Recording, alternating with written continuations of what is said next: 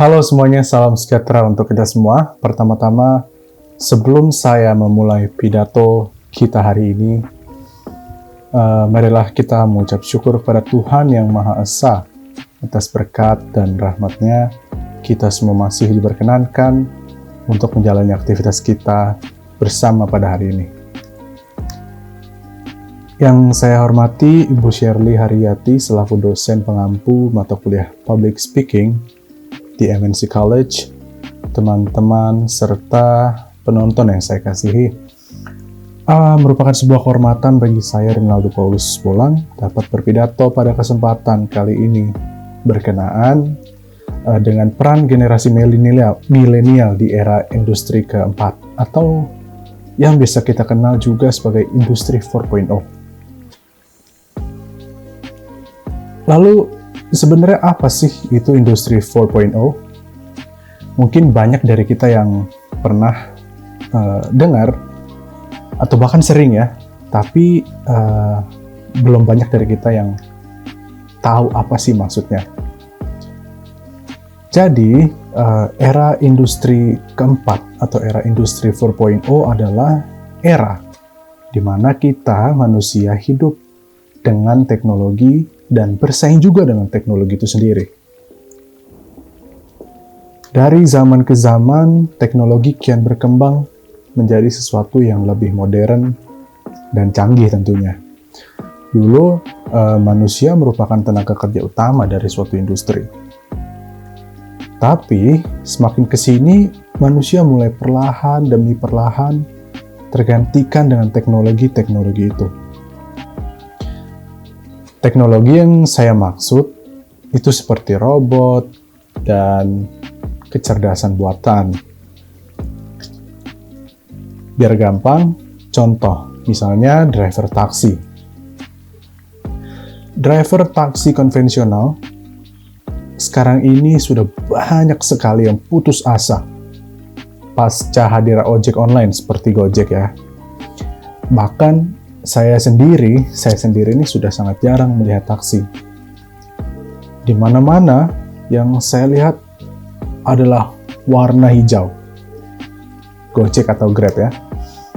Ya, itulah contoh dari persaingan di era industri keempat ini. Nah, lantas apa artinya? Artinya, para pekerja yang tidak mempunyai skills yang cukup pasti akan tergantikan dengan robot dan kecerdasan buatan itu sendiri. Ya, tentu petinggi perusahaan pasti berpikir, ngapain saya pakai manusia kalau kerjanya lambat, sementara pakai robot hasilnya bisa berkali-kali lebih cepat dari manusia, dan bahkan lebih akurat mungkin. Tapi kalau untuk kasus Gojek misalnya, masyarakat pada umumnya mungkin akan berpikir, ngapain ribet-ribet pakai taksi, harus nungguin dia dulu, atau enggak telepon. Toh Gojek sekarang jauh lebih sederhana, nggak perlu repot-repot nyamperin taksi, cukup pesan by phone, dan drivernya datangin kita kalau kasih. Dari contoh-contoh tadi, pada akhirnya, semua mau terbayarkan dengan tidak banyak waktu yang terbuang. Dengan kata lain, semua butuh dan mau yang namanya efisiensi.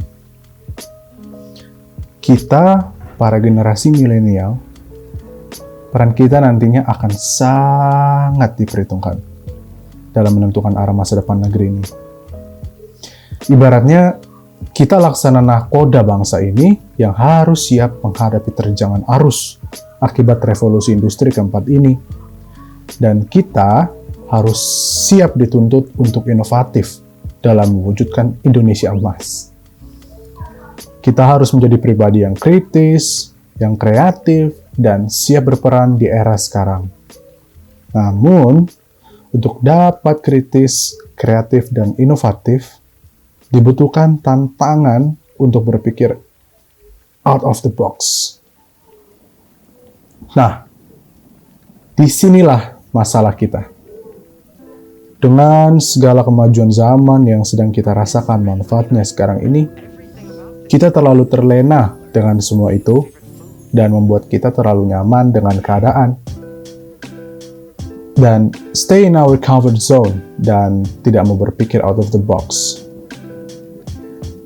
Sebagai orang-orang pendidikan, karena kita mengambil fakultas pendidikan ya, kita harus berada di barisan terdepan. Terlebih dalam dunia pendidikan dan sosial budaya. Sebab dengan kreativitas serta inovasi-inovasi kita lah yang bisa mengubah nasib negeri ini di tengah persaingan global dan peradaban bangsa. Kemudian kita juga harus menyadari dan meyakinkan diri kita sendiri bahwa setiap dari kita adalah agent of change. Dan oleh karenanya, itu berarti kita sudah siap mengubah nasib negeri ini. Nah, beberapa hal penting yang harus ada di setiap diri para millennials adalah selalu membuka diri pada lingkungan yang lebih luas, menjaga konsentrasi, dan menyelesaikan tugas atau pekerjaan kita.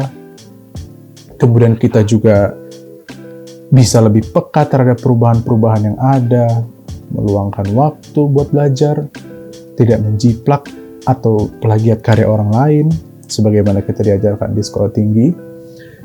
Dan kemudian carilah informasi dari sumber terpercaya, istirahat dengan cukup, dan kerahkan seluruh potensi yang kita miliki. Dan dari sana, kita bisa meraih sukses itu. Mari menjadi generasi yang penuh daya dan terus berkontribusi positif bagi bangsa ini. Karena hanya dengan kita berkontribusi, bangsa ini akan selamat. Saya Rinaldo Paulus Bolang, demikianlah pidato saya kali ini.